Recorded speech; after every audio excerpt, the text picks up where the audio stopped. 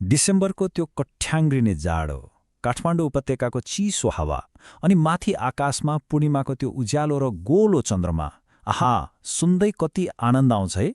धान बाली भित्राइसकेपछिको यो समयले नेवा समुदायमा एउटा अत्यन्तै विशेष पर्व लिएर आउँछ, धान्य पूर्णिमा अर्थात् योमरी पुनी।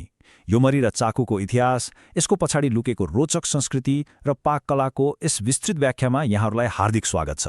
यो पर्व अन्नकी देवी अन्नपूर्णालाई कृतज्ञता प्रकट गर्ने एउटा परम्परा मात्रै होइन, यो त हजारौं वर्ष पुरानो इतिहास बोकेको एउटा रहस्यमय परिकारको गजबको उत्सव पनि हो।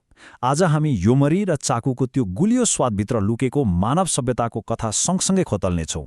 ल सुरु गरौँ। ल अब यसमा प्रवेश गरौँ। आखिर योमरी भनेको खासमा के हो त? एकदम सरल भाषामा भन्दा यो चामलको पिठोलाई मुछेर बनाइएको एउटा विशेष डल्लो हो जसलाई बफ्याएर पकाइन्छ। तर यसको जादु भनेको यसभित्र लुकेको हुन्छ, विशेष गरी चाकु र तिलको मिठो मिश्रण।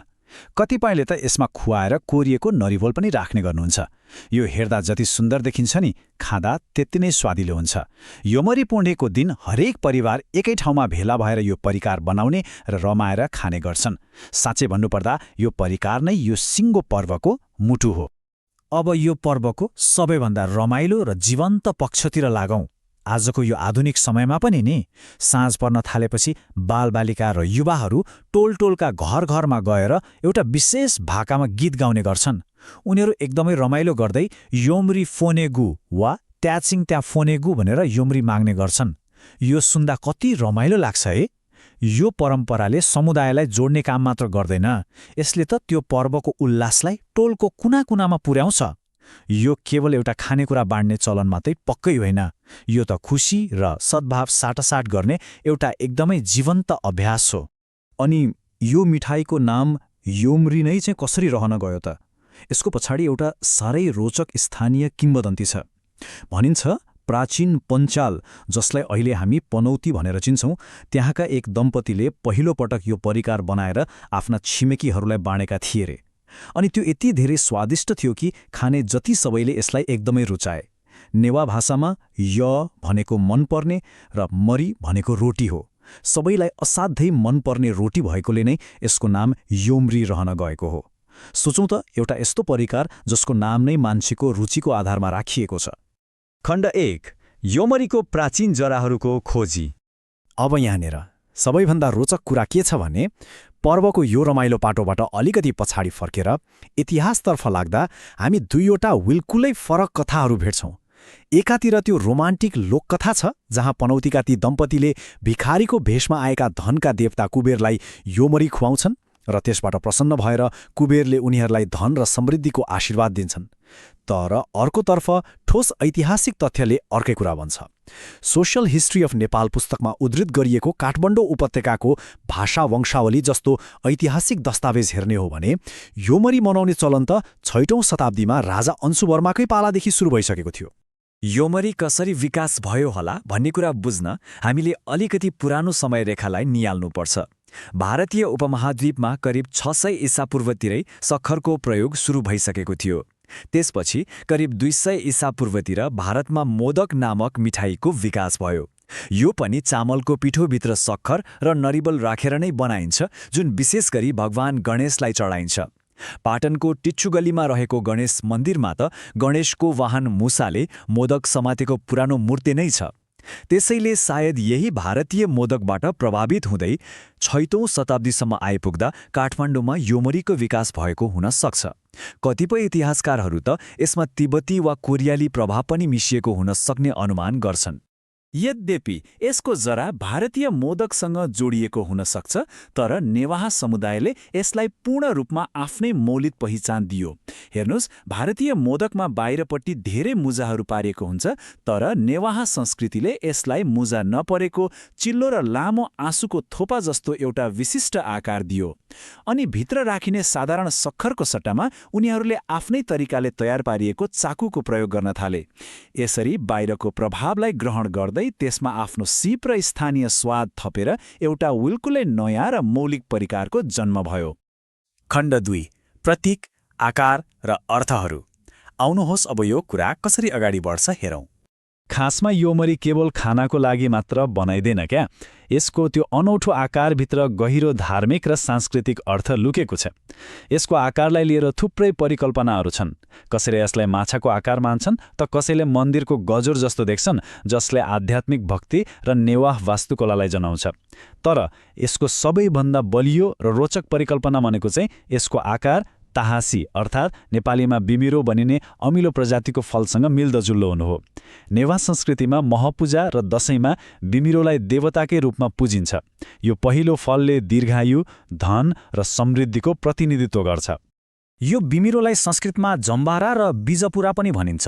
बीजपुराको ठ्याक्कै अर्थ बिउले भरिएको भन्ने हुन्छ।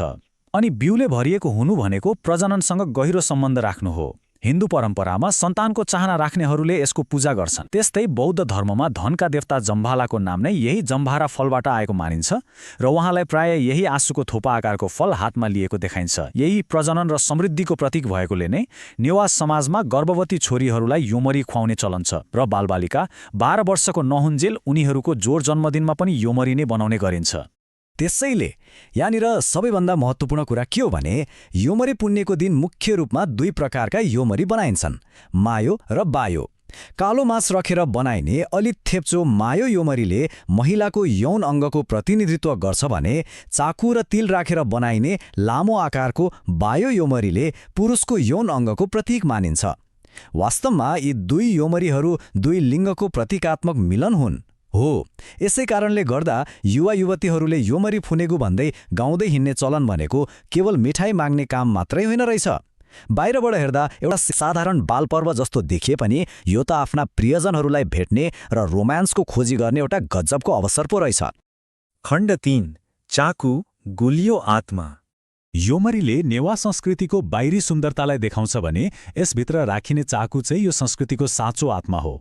डिसेम्बर र जनवरीको त्यो कठ्याङ्ग्रिने जाडोमा शरीरलाई न्यानो र ऊर्जा दिन यसको भूमिका एकदमै ठूलो हुन्छ। यो मिठाई स्थानीय भूगोलसँग कसरी जोडिएको छ भन्ने कुरा त त्यहाँको भाषाबाटै छर्लङ्ग हुन्छ नि। जस्तै काठमाडौँको उत्तरमा रहेको प्रसिद्ध नेवा बस्ती टोखालाई नै हेरौँ न। टोखा चाकु उत्पादनको लागि विश्वभर चिनिन्छ। तर रोचक कुरा के छ भने यो टोखा नाम नेवा शब्द तुख्याबाट आएको हो, जसको अर्थ उखुबारी हुन्छ। तुक्साबेसी र इच्छुमती जस्ता नामहरूले पनि काठमाडौँ उपत्यकामा प्राचीन कालमा उखु खेती हुन्थ्यो भन्ने कुरा प्रमाणित गर्छन्। अब त्यो साधारण सक्खरलाई चमकदार र स्वादिलो चाकुमा परिणत गर्ने प्रक्रिया सुन्नुस् है। यो त आफैमा एउटा गजबको रसायन विज्ञान हो। एकदमै धेरै मेहनत लाग्ने काम हो यो। सबैभन्दा पहिले उखुको सक्खरलाई क्यारामेलाइज नहुन्जेल मज्जाले उमालिन्छ। त्यसपछि त्यो तातो, बाक्लो र टाँसिने झोललाई 100औं पटक तान्ने र रङ्काउने गरिन्छ। यसरी बारम्बार तान्दा त्यसमा हावा पस्छ, जसले गर्दा सक्खरको गाढा कालो रङ विस्तारै खैरोमा परिणत हुन्छ। यही प्रक्रियाले गर्दा नै चाकु हल्का, चपाउन मिल्ने, चमकदार र सक्खरको त्यो अत्यधिक गुलियोपनलाई काटेर हल्का तितोपन सहितको उत्कृष्ट स्वादको बन्छ। तर यहाँनिर एउटा निकै ठूलो ऐतिहासिक प्रश्न खडा हुन्छ। हेर्नुस्, सक्खर बनाउने र चिनीको क्रिस्टल बनाउने संस्कृति पक्कै पनि भारतबाट आएको हो।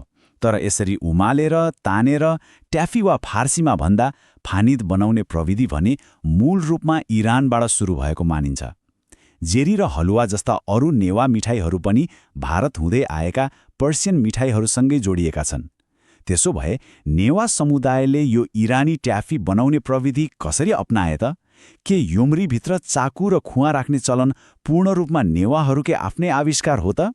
विश्वव्यापी पाककलाको व्यापारिक मार्गमा यो एउटा यस्तो रहस्यमय खाली ठाउँ हो नि, जसको उत्तर हामीलाई अझै पूर्ण रूपमा थाहा छैन।